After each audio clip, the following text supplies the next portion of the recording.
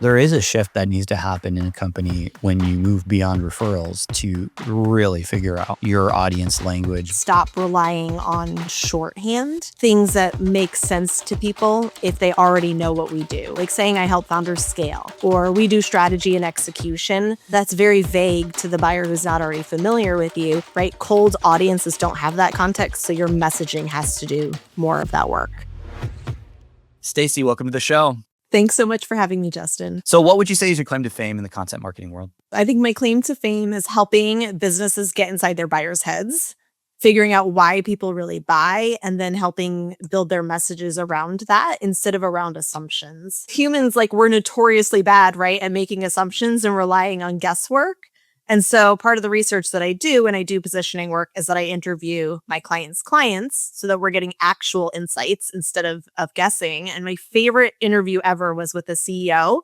And I was asking her questions, trying to figure out what triggered her to choose to work with my clients and why she did when she did. And when we uncovered the motivation, she had this light bulb moment and she said, well, that was really therapeutic. I had no idea that's why I actually moved forward. And I always love that story because it proves the point that if we don't always know why we buy, how would we accurately be able to infer why others buy? That's the tough thing about client interviews. And that's what I want to talk about because we're in the middle of this ourselves where we don't have a very good understanding, just in full candor, of the internal reasons why our clients buy. People want video. So there are people that are bottom of the funnel. They're like, oh, I want to do thought leadership and I want to do video, right? Video is on their mind and they just don't have a way to execute it. Great. We can serve them. That fits on our business model. And we know how to interview them and cut it and write it and publish it, right? We solve all they have to do is show up and call to the call and they're done. But there's a whole bunch of other people. Even those people, I would argue, they don't know why they need video. They use words like, I want to connect with my buyers. And part of the problem is I'm not really good at asking why, like an annoying 3-year-old. And so that's something we've been thinking about a lot. We're actually doing a customer, a version of what you do, I guess, internally. I have somebody asking our clients, why do you buy? Why is that important? To kind of get at that meat, because you're right. A lot of us, we're basing our buying off of subconscious thinking, not prefrontal. What's that saying? Most of our buying decisions are subconscious, and we use logic to justify why emotional. Yep, we buy based on emotions and justify with logic. Yep, and it's absolutely true. When you do these interviews, how often would you say the reasons they state for why they're buying is actually the real reason? You know what I'm saying? Your buyer says, I think this assumption is XYZ, and you go to the client and over 50% say, yeah, it's XYZ. And you go, yep, those align. You're in the right spot. How often do those assumptions line up with reality, would you say? Way, way less often than they do. I mean, this is what gets me about a lot of agencies, and not bashing agencies here. There's a lot of great agencies out here doing the work that I do, but just sharing what I've noticed. I've had several clients who have come to me who've already done some of this foundational work, right? And they are coming to me to execute on it because maybe they're ready for website copy or something like that. And when I go through what they were provided, it's superficial, it's generic, literally like any other brand's name could have been slapped on it. And so a recent client of mine actually scheduled a copy audit with me to find out recommendations for their website copy. And we're now actually discussing starting from scratch with the work that they've already invested thousands of dollars in. And when I asked them about it, they said, well, everything was created based solely on interviews that were done within the company and their assumptions. And so when I was going through and pulling up and looking at their competitors, I'm like, everything you've said is exactly what everyone else has said. And then when I started asking them some more questions to, well, did you talk to clients? Did you do this? And they realized they had it. And we uncovered some potential assumptions that they had too. And so to get back to actually answering your question, I think it's, it's very rare that the reason we think people buy from us is why they do. And that CEO story is the perfect case. We don't even know why we buy half the times. It's the right message at the right moment that gets us. And it does trigger that emotion. And so then we buy, but we don't think about, I'm making this purchasing decision because of this. So yeah, I mean, oftentimes I have some clients that are fairly spot on, but for the most part, we always uncover insights that are just kind of blow their minds. Have you ever done like a cost analysis of like what it costs to have the wrong message? I don't expect you to have. I'm just curious if like you ever look at it that way, like what it's costing people. No, I mean, I haven't done an actual analysis, but I know just I mean, one thing is the literal cost that we just talked about, where oftentimes I have clients who have already invested in the work and then they have to reinvest in the work. So not only is it setting them behind financially, but the time that they've lost on that, right? Like that's almost impossible to capture. But I would say the things that they often notice first are things like sales cycles get shorter. They're getting on discovery calls with clients who now, instead of coming to them and them having to explain the value, like they already come understanding the value. And so they have shorter sales cycles and all of those types of things. So you know, I don't have a way of quantifying that necessarily, but for sure, I mean there's tangible ROI there. Yeah, there's shortening of sales cycles. There's all these other things that do matter in business. You feel it emotionally, and then you look at your bottom line. And when you do financial planning and projecting for the future, and you say, well, you know, if you've got long sales cycles and realizing what would happen if you shorten that sales cycle, there are real. If you do the math, enough math, you could probably figure something out. I had a follow-up question about this because clients that want something from you, often they're bringing their own language to what you are doing versus your language.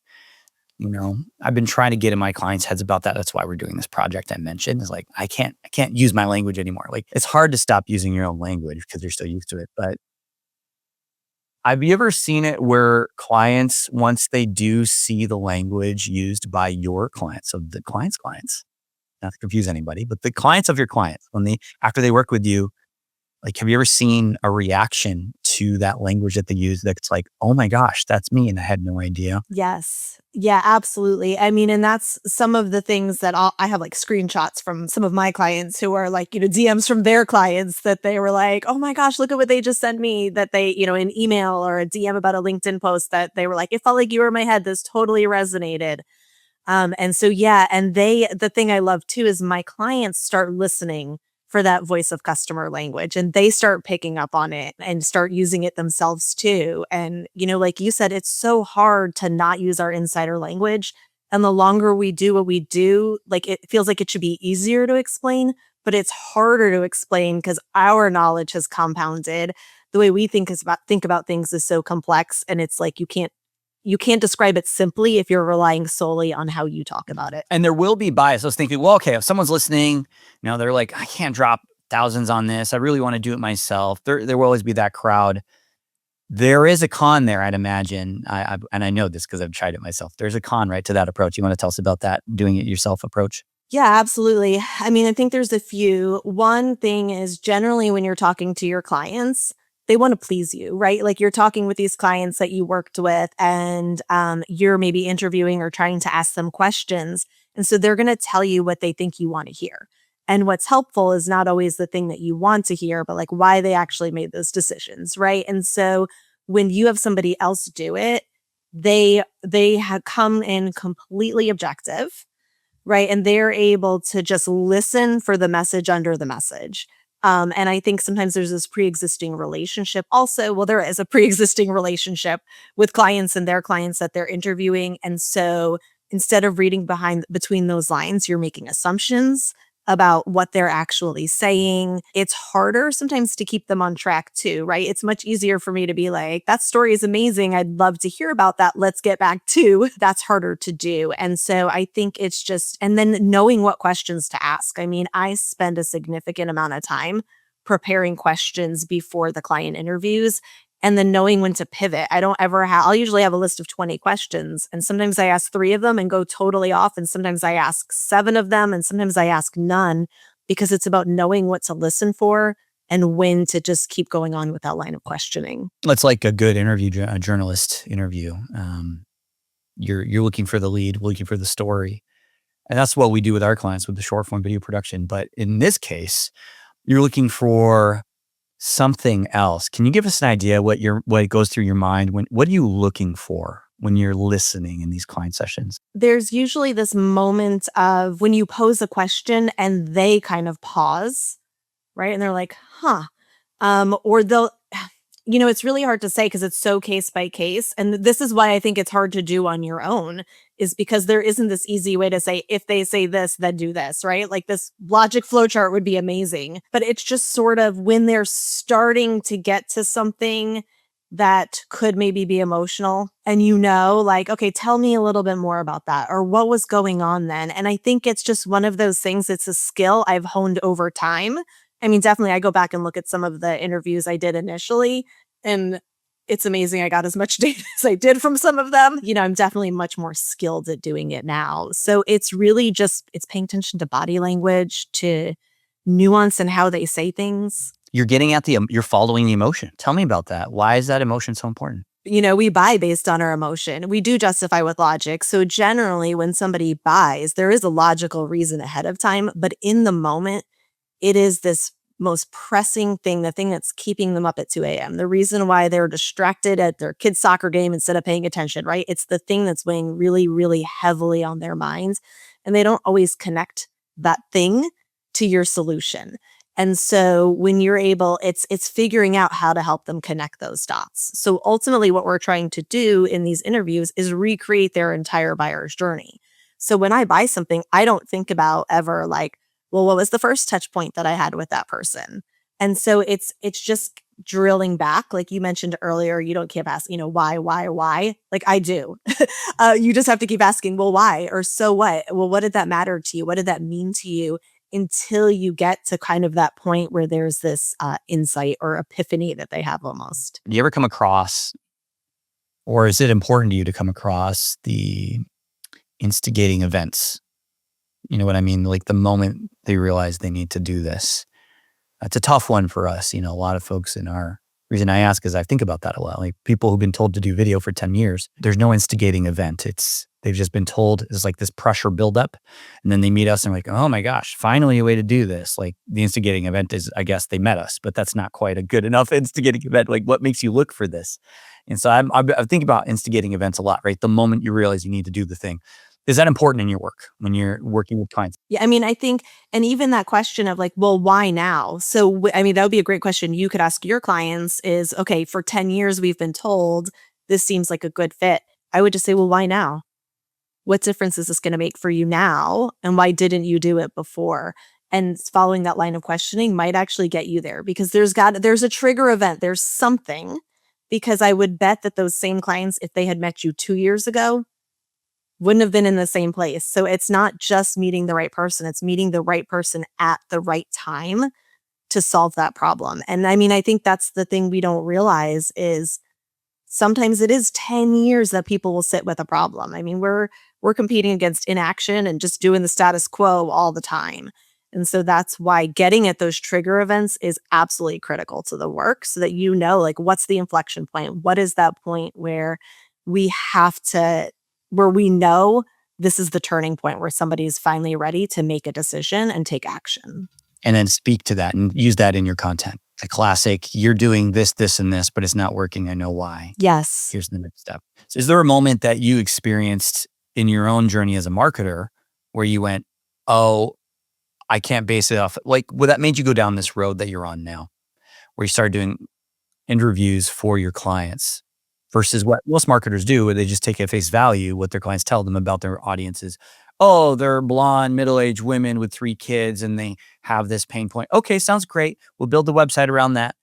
Was there a moment in your career where you went, that's not enough? Or was it, I'm just curious about your origin story with this stuff. So I started off focused on copywriting, on website copywriting in particular. And my clients were coming to me and I, had extensive onboarding forms and all of these things asking them about their ideal clients and the problems that they solve. And they all came and, were sure that they were really clear on their ideal clients. And then we'd start doing those initial kickoff calls. And I realized, like you said, it's very surface level what they know.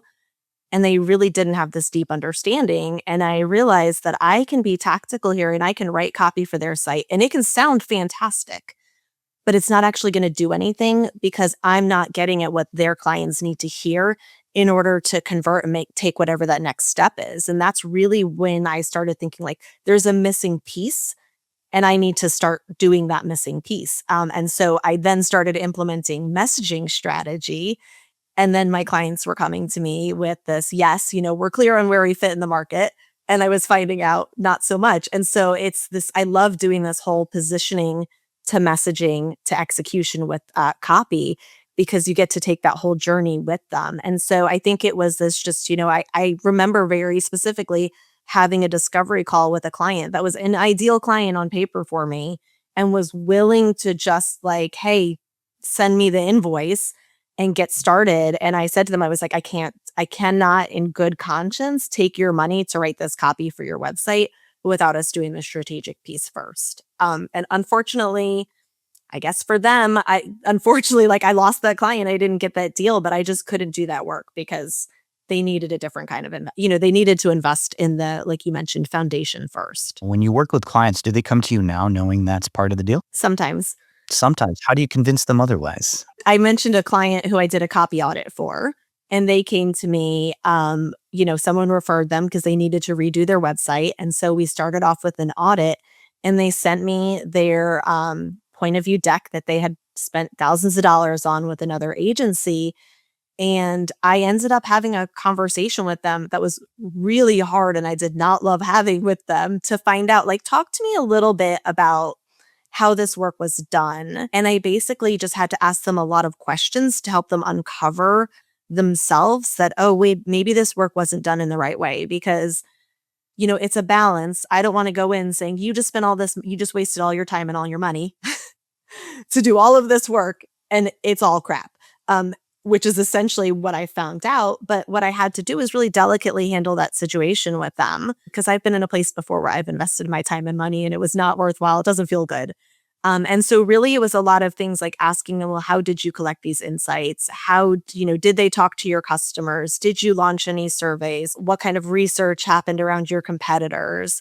And as they realized those things hadn't happened, then I was able to say, like, this might be why there's a disconnect between, what's on your website and what you were expecting, and the feedback I'd given them on the audit sort of based on that work. And so, I really was able to it just was a lot of questioning on my part. And then generally, at that point, it's either back to the drawing board. And what happens often is they didn't budget to do all of those things in the first place. So they either have to rebudget and then we'll work together a few months later, or we shift because they realize that doing positioning and messaging work first is so much more important, and that they can get to the website later. Otherwise, they're just going to end up reinvesting down the road, because they'll have a website that looks good, that sounds nice, but is not moving buyers through in any kind of way that's leading to conversions. There is a shift that needs to happen in a company when you move beyond referrals to really figure out your audience language, because in many ways, referrals, the Bible says love covers a multitude of sins. I would say referrals cover a multitude of marketing mistakes. And this is probably one of them. Can you speak to that at all? I love this question, because this is exactly the situation that most of my clients come to me, right? They're frustrated because they've hit this plateau in their growth because they've grown through referrals. And so the good news is, right, if you've grown through referrals, it means you have a solid offer, you're doing good work, you have clients that you love working with, right? And so that's really great. The bad news is when you get on a call with a cold lead, right, or a prospect, and you don't know how to speak to what you do because they're not coming to you already trusting you. That's the thing with those referrals, is it's built in trust. And so if your messaging isn't super clear, they can overlook that because they're already coming to you. And so what you have to do now, and I've actually written a few newsletters about this, is you have to create messaging that builds that referral level trust that takes place of, a warm referral. I think one of the things that we have to do is stop relying on shorthand, things that make sense to people if they already know what we do, right? So like saying I help founders scale, or we do strategy and execution. That's very vague to the buyer who's not already familiar with you, but somebody who already has context, they can fill in the gaps, right? Cold audiences don't have that context, so your messaging has to do more of that work. Was there ever a time that you came up with an outcome type statement or any kind of like a positioning statement that even surprised you, that you were not expecting at all? I would say sort of as it's evolving, no, but from kickoff call to positioning statement, yes. Because, when we start with those kickoff calls with clients, generally that's been based on review of any materials they've given me, the onboarding form I've done with them, the discovery call. And so it's based on their assumptions. And so I go in thinking, okay, this is probably where we're headed. And then when we do the positioning work, just knowing who you are as a brand is only one component of that.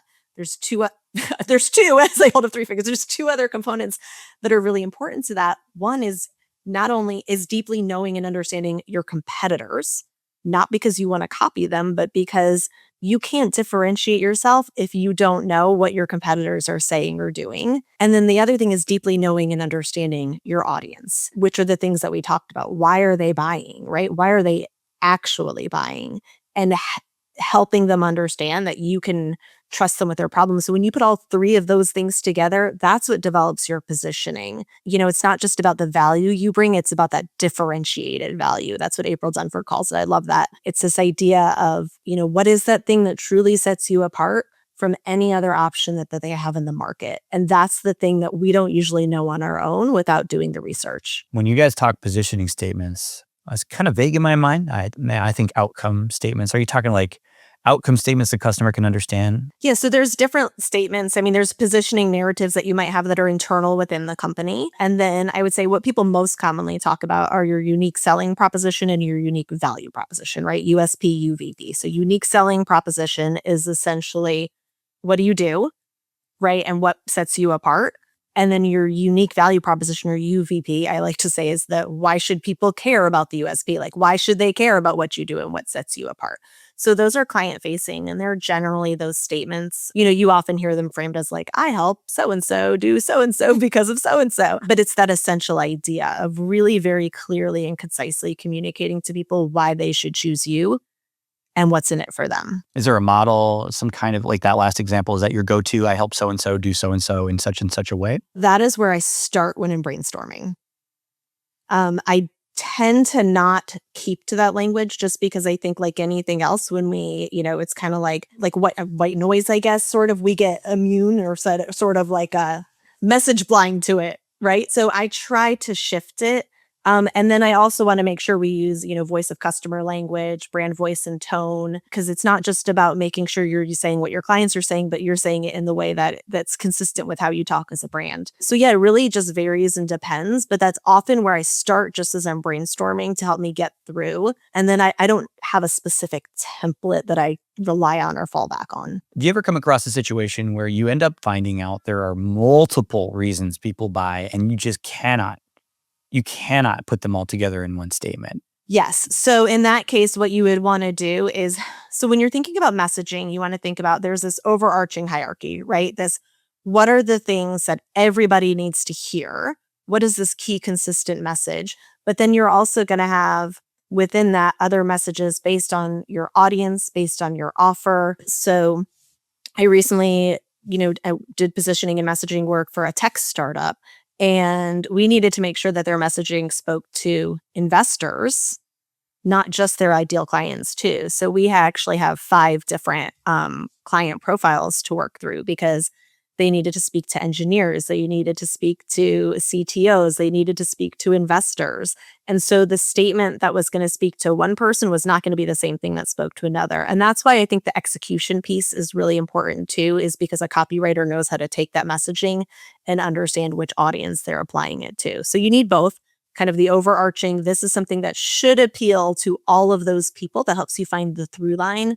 And then depending on your services page, maybe you have one that's more geared toward technical buyers. Maybe you have another page that's non-technical. You'll adjust the language based on that. I mean, is that where we get the messages that kind of go, I don't know what that's about? Do you think that's a big reason for it? It's when you get to that corporate level where you're trying to appeal to, not just investors, not just this audience, but these 300 other audiences, and the message gets so, when you appeal to everybody, it starts getting too generic. Is that why we end up there? I think so. It gets really diluted. I think the other reason we end up there is some of the internal communication as well.